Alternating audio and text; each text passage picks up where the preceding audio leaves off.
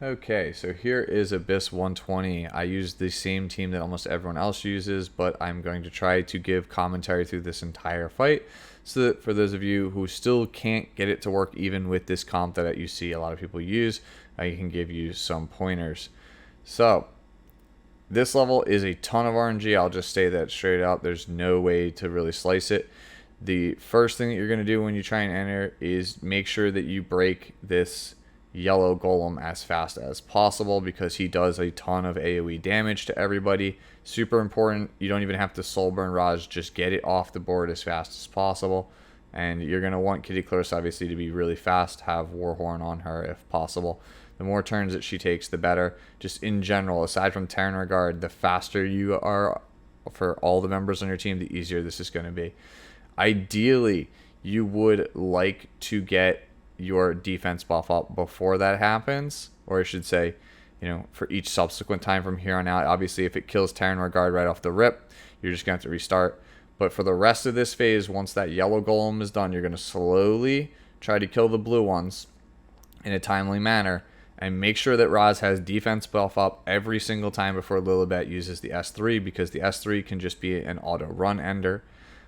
After the two blue golems are dead, you do not really want to go crazy hard on bursting down Lilibet. You ideally want to finish this first phase with idle mode up on Tamarin, cuteness buff up on Kitty Clarissa. So you're basically, as soon as you enter, the first thing that you're going to want to be able to do on the second phase is S3. So you need her S3 up. You need idle S3 up.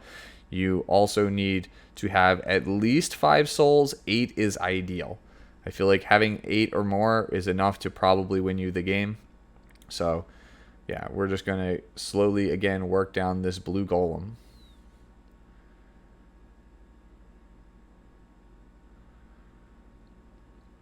I find usually that using Tamarin's idle 1 rotation is enough. After that, you are just in a holding pattern until the RNG works out and you get through this. You'll notice Terran Regard is on a symbol of unity. That is for 2 reasons. 1, it gives obviously good damage. But 2, and more importantly, this part right here where you're building souls will take you forever if you do not have the increased hit chance from a symbol of unity. So you want to be on symbol of unity for that reason.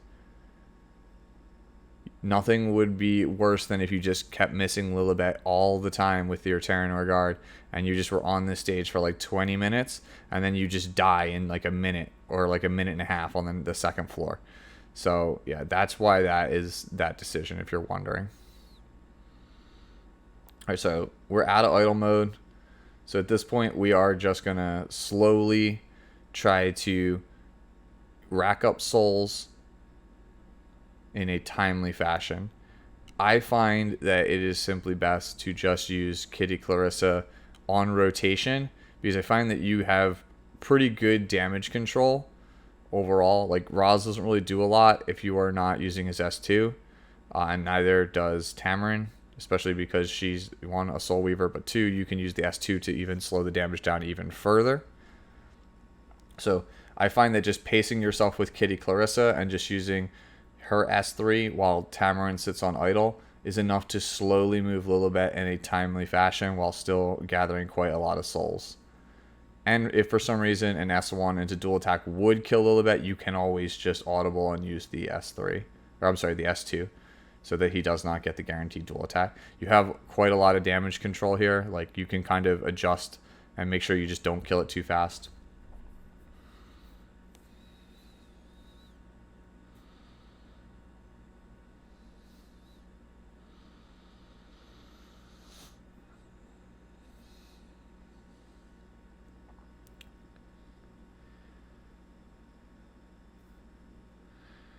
So obviously, once we go into this second phase, we'll be against Straze. And the part I think that most players are going to be stuck at is at 40% when Straze becomes Faustus. So I find in general, as a general strategy, obviously you're going to always go face because the ads, if you end up killing them, they just become stunned and they lose their turn and then they just come back with full health. So you can't remove them. So you're obviously going to try and go face as much as possible.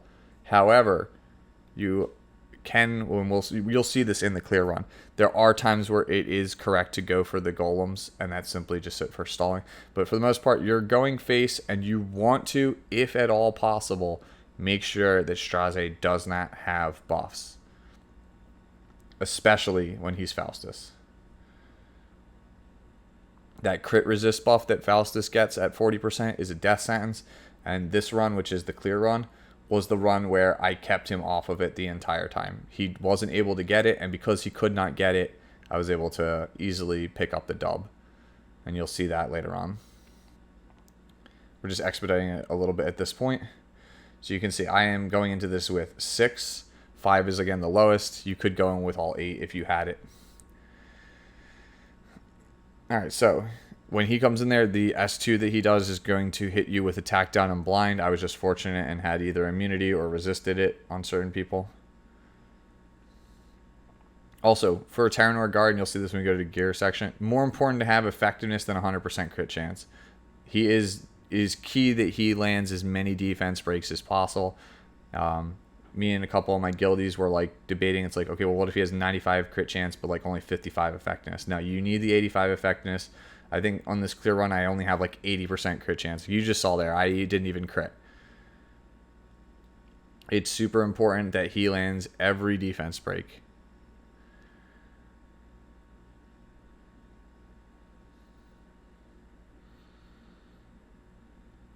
Yeah, that's one of the portions where there's RNG in this fight, because if Straze just hits your Terranor Guard there, he's dead, and you just have to restart.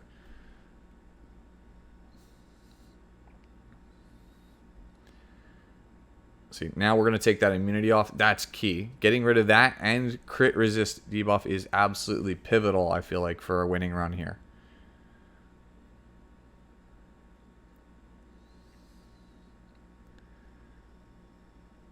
So I should also explain that buff that was over, debuff I should say, that was over Tamarin's head, if you guys are not aware.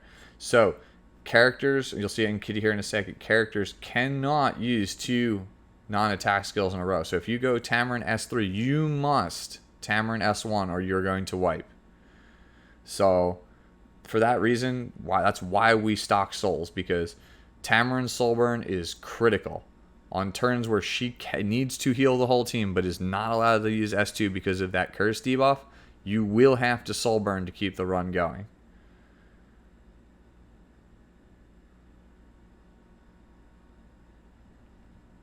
Luckily we went to Tamarin here.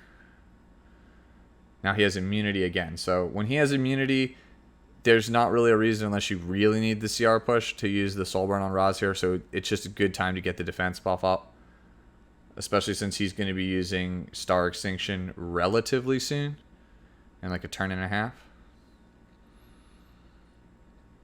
Again, he has immunity up, so we want our Kitty Clarissa to take it off. Now we can go back to face.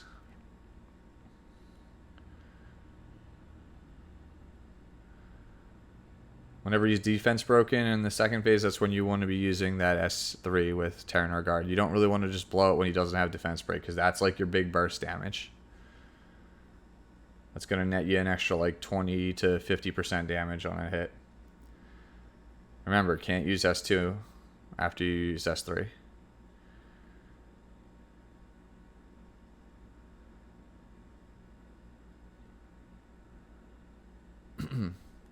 So the reason we chose not to use Kitty Clarissa there, you'll notice Straze is about to Star Extinction here, and we just blew idle mode on Tamarin. Whenever he Star Extinctions, you must have some form of cleanse, because the debuffs are just debilitating. So the way that I've chosen to do this run, and you'll see it gets a little tight because he Star Extinctions at 40%. So we got him right there at like 40.5%. I actually thought I pushed him here. I did not push him. So what you're going to see is some fancy footwork here. So he hit me here. I need what's his name? The heal. So we soul burned here. But you'll notice now we don't have idle mode.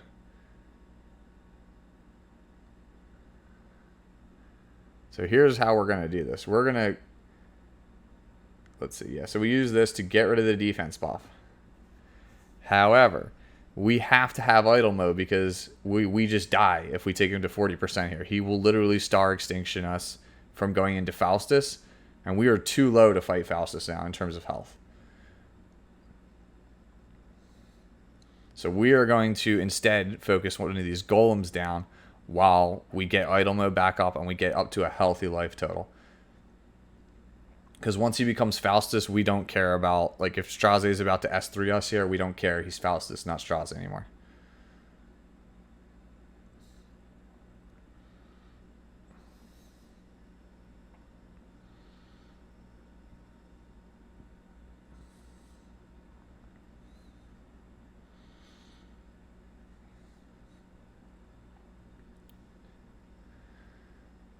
Same thing, just all going here. Building up souls again. Souls are really nice for us. We basically have a net gain right now of like 1 to 2 souls. I should say 10 to 20 that we didn't have earlier. Alright, so now we're going to heal back up. And I think we're going to try and go one more rotation.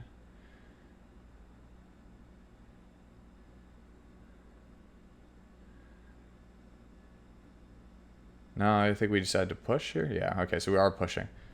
We won't be able to idle immediately with Tamarin, but it's okay. So now he's star extinctions. We still have Cat up. That's why we play Potion Vial, by the way. There's the soul burn that I talked about. When you cannot do it, you need it. And now you're just going to start the train kind of back up. See how he has the crit resist? We're going to come back for that. He normally gives himself an attack buff there, which is why we didn't do it right away. You'll notice he's going to start getting a lot of buffs here, though.